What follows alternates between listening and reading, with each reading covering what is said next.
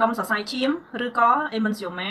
ដែលវាដុះនៅខុសទីតាំងជាទូទៅវាមិនបង្កទៅជាជំងឺហារីកឬក៏បង្កគ្រោះថ្នាក់អីធ្ងន់ទេគេឃើញថាដុំហ្នឹងគឺអាចកើតមានសឹងតែគ្រប់ទីកន្លែងជាពិសេសគឺនៅលើស្បែកបើសិនជាវាដុះនៅលើ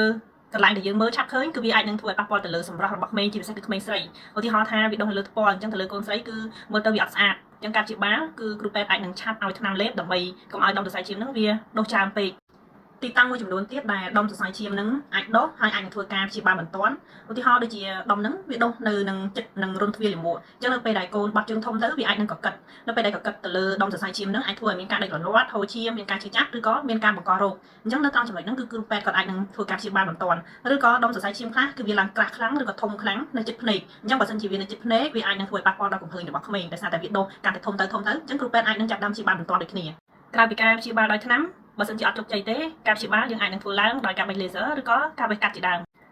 មួយទៀតដែលយើងច្រឡំតាក់ទងទៅនឹងស្នាមខ្នៅឬក៏ស្នាមភ្នោកពីកំណើតដូចជានៅក្នុងរូបនេះនៅខាងក្រៅកញ្ចឹងកគេហៅថា stalk bite មានន័យថាវាមានលក្ខណៈក្រហមដែរតែក្រហមព្រឿងឬក៏ពណ៌កាជូកឬក៏ពណ៌ស្វាយព្រឿងជាទូទៅវាមិនបង្កគ្រោះថ្នាក់អីដូចគ្នាហើយវាអាចនឹងបាត់ទៅវិញដោយអត់មានការព្យាបាលអីទាំងអស់ហើយក្មេងខ្លះហ្នឹងគេឃើញថាអាចនៅអាយុ1ខួបទៅ2ខួបទៅវាបាត់ប៉ុន្តែក្មេងខ្លះទៀតគឺវាអត់បាត់ទេគឺនៅពេញមួយជីវិតគ្រាន់តែវារាងប្រែពណ៌ស្រាលករណីមួយចំនួននៅពេលដែលវាដុះនៅនឹងតំបន់ដែលមានសក់ឬក៏មានរោមក្រាស់នៅពេលដែលរោមឬក៏សក់នឹងដុះវែងក្រាស់ទៅវាបាំងមិនឲ្យឃើញស្នាមខ្នៅឬក៏ស្នាមភ្នក់នឹងទេមួយទៀតហ្នឹងបើសិនជាមាននៅលើមុខបែបនេះយើងហៅថាខ្នៅពីកំណើតហ្នឹងតែចាស់ពីដើមគាត់ថាប្រហែលជាមានបងប្អូនអីហ្នឹងពីជាតិមុនហ្នឹងគាត់ដានទុកនៅលើមុខដើម្បីឲ្យចំណាំនៅជាតិក្រោយអញ្ចឹងតាមពិតទៅវាគេហៅថា angel kiss angel ហ្នឹងគឺទេវតា kiss ហ្នឹងគឺថើបអញ្ចឹងវាគឺជាស្នាមភ្នក់ឬក៏ស្នាមខ្នៅពីកំណើតដូចគ្នាប៉ុន្តែវាកើតនៅលើមុខវាអាចមាននៅលើត្បកភ្នែកនៅចន្លោះចិញ្ចើមឬក៏អាចមាននៅលើថ្ពាល់ឬក៏នៅលើបបោមាត់ប៉ុន្តែវាក៏មានផលវិបាកដូចគ្នាការប៉ះពាល់គឺទៅលើសម្រស់អញ្ចឹងបើសិនជាមាននៅលើសម្រស់ទៅលើក្មេងស្រីការព្យាបាលបើសិនជាវាអត់បាត់ទេឬក៏វាមើលទៅឃើញច្បាស់ពេកគឺការព្យាបាលអាចធ្វើទៅបានដូចជាការបេះ laser ជាដើមយើងជួបជាមួយនឹងគ្រូពេទ្យខាងសម្ផស្សខាងស្បែកទៅគាត់នឹងធ្វើការព្យាបាលជូនហើយប៉ុន្តែជាទូទៅគឺវានឹងបាត់នៅពេលដែលក្មេងធំបន្តិចទៅគឺវាអាចនឹងបាត់ឬក៏វាប្រែពណ៌ទៅជាពណ៌ស្រាលជាងនឹង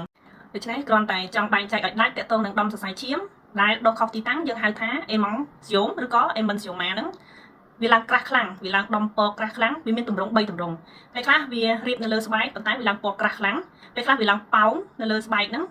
ប៉ុន្តែពណ៌វាអាចនឹងមិនសូវជាពណ៌ក្រាស់ខ្លាំងទេ